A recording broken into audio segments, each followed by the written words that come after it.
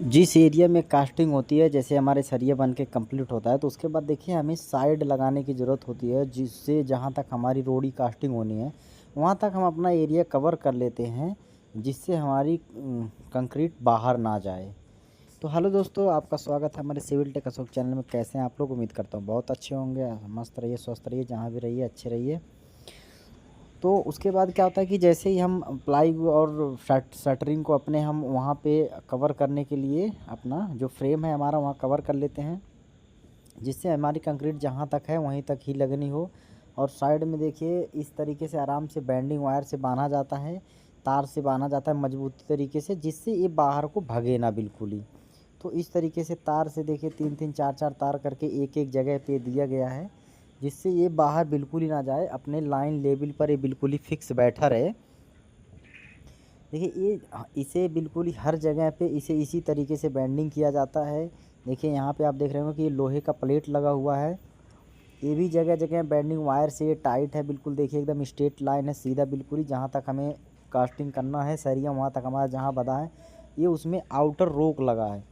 इससे बाहर हमारी माल नहीं जाए बिल्कुल ही, क्योंकि इसके बाहर माल जाने का मतलब ये होता है कि जैसे प्लेट आपकी फैलती है, साइड बाहर को फैलता है, तो जो आपकी क्वांटिटी है वो प्लस हो जाएगी। यानी जितने भी एमक्यू आपके माल लगने हैं, 50 लगने हैं, तो जैसे जैसे जगह फैलेगी तो 50 से 51 हो जाएगा, और ज़्यादा फैलेगी तो वो 52 हो जाएगा। तो इस तार को इस हिसाब से, इस शटरिंग को इस हिसाब से हमें बिल्कुल ही फिक्स बांधना है, या इस वर्क को इस तरीके से करना है कि जिससे ये बिल्कुल ही बाहर ना फैले, जिससे हमारा माल प्लस ना हो, हमारी जो भी क्वांटिटी बैठे उसी क्वांटिटी में हमारी काम हो जाए। तो ये देख रहे हैं आप जगह जहाँ पे कॉलम है, कॉलम पे नीचे पेंट दिख रहा है आपको, पेंट मार्किंग में बिल्कुल ही सेंटर लाइन में एक कॉलम खड़ा हुआ है, और उसके नीचे कवर ब्लॉक लगे हुए हैं 2 इंच के, जिससे हमारा इसके नीचे ऊपर और बिल्कुल ही बेहतरीन तरीके से हमारी कंक्रीट एकदम बिल्कुल ही फिट बैठे। और आप वीडियो में बने रहिए अभी लास्ट तक, आपको किस तरीके से कास्टिंग करनी है, और कास्टिंग होने के बाद जब हम इसे खोलते हैं तो हमारी सेंटरिंग के बाद हमारी फिनिशिंग कैसे निकलती है। फिनिशिंग जितनी अच्छी निकलती है, सब क्वालिटी पे मैनेज होता है अपना, कि क्वालिटी बहुत ज़रूरी होती है, कि हमारी क्वालिटी ख़राब ना हो।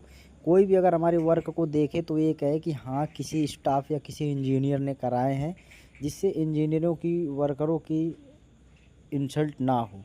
अब देखिए हम पंप लगा दिए हैं दोस्तों, और हमारी कंक्रीट शुरू हो गई है, जो हम M25 ग्रेड की कास्टिंग कर रहे हैं, जो कि M25 का रेशियो होता है 1:1:2 का रेशियो होता है। यानी एक बैग आप सीमेंट लगा रहे हैं तो एक बैग ही आप उसमें कोर्स सैंड लगाएंगे, और 2 बैग उसमें आप रोड़ी लगाएंगे यानी स्टोन लगाएंगे। तो 1:1:2 का इसका रेशियो होता है M25 का। तो इसे देखिए बिल्कुल ही इस तरीके से कास्टिंग करिए, और वाइब्रेटर का आपको बहुत ही ध्यान देना है, क्योंकि वाइब्रेटर से ही हम इसका एयर निकालते हैं, और जिससे हमारी कंपैक्टिंग जो इसकी फिलिंग होती है वो बढ़िया हो जाता है। बिल्कुल ही कहीं भी स्पेस नहीं होता है वाइब्रेटर चलाने से। और देखिए ये माल इस तरीके से कि बढ़िया माल होना चाहिए, ये नहीं कि बहुत पतला माल डाल दें, क्योंकि ज़्यादा पतला माल डालने से उसकी स्ट्रेंथ में दिक्कत होती है। तो इसलिए जितना जैसे जो स्लैम्प हो उस हिसाब से आप अपना स्लैम्प रखिए, कि ज़्यादा लूज ना हो, देख दाख के बढ़िया माल आप कम से कम वही 140-45 का रखिए। स्लैम्प होता है जो 140-45 का स्लैम्प इसमें बढ़िया रहेगा। हद से हद 50 कर दीजिए, बहुत हो गया, इससे ज़्यादा प्लस मत करिए फुटिंग में। देखिए हम जगह जगह और फाउंडेशन को हम कास्टिंग भी कर दिए हैं। तो इस तरीके से ये कास्टिंग होती है। उसके बाद देखिए अब हम इसे क्या करते हैं, खोलते हैं कि हमारा कास्टिंग होने के बाद हमारी फिनिशिंग कैसे निकल रही। तो आप देख सकते हैं आपके सामने है बिल्कुल, कि इसकी फिनिशिंग कितनी अच्छी निकली है। और बिल्कुल हमारा, जैसे मैं आपको बता रहा था कि साइड कहीं फैलेगी तो माल प्लस हो जाएगा। तो आपको कहीं भी माल, देखिए ये जो सरिया दिख रहा है ये सरिया डाबल से निकला हुआ है, ये फाउंडेशन यानी अभी और आगे जाएगी। ये सरिया हमारा इसीलिए रखा होता, निकला हुआ होता है। देखिए क्वालिटी जो मैं आपको बता रहा था कि बिल्कुल ये हमारी फिनिशिंग किस तरह का आनी चाहिए। भले ये चीज़ें मट्टी में दबनी है, नीचे की है, बट हम इसे ख़राब नहीं कर सकते हैं, क्योंकि क्वालिटी बहुत ही बड़ी चीज़ होती है, कि उसी पे हर कोई चीज़ देखते हैं, कि हर हर कोई इसी चीज़ को देखता है कि इनकी क्वालिटी कैसी है।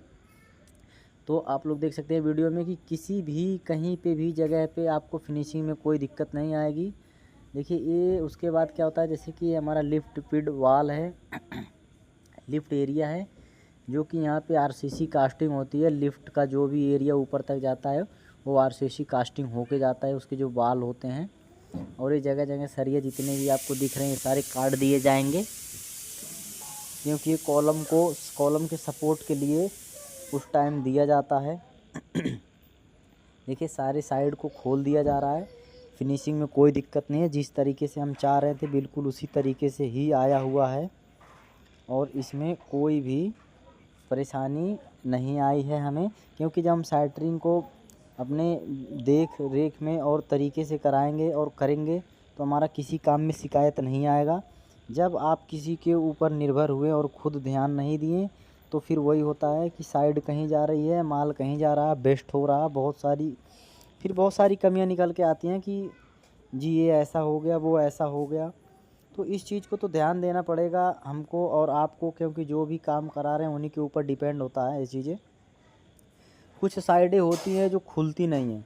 अभी आपको दिखा रहा हूँ कि देखिए ये साइड है, ये काफ़ी परेशान है, ये नहीं निकल रही है। इसका ना निकलने का रीज़न है कि जो रोड़ी ताजी पे इसके नीचे गिर गई है, यानी ये उस रोड़ी में इधर से भी और उधर से भी दोनों तरफ से ये दब गई है, सेट हो गई है। तो अब ऐसी साइड को निकालने में ज़्यादा मेहनत लगेगी। अगर उसी टाइम ही जैसे ग्रीन कंक्रीट थी हमारी, यानी गीला कंक्रीट था, उस टाइम ही हमें ध्यान देना था कि हम इसे फावड़े या किसी करनी द्वारा माल को हम अपना हटा लें इधर उधर।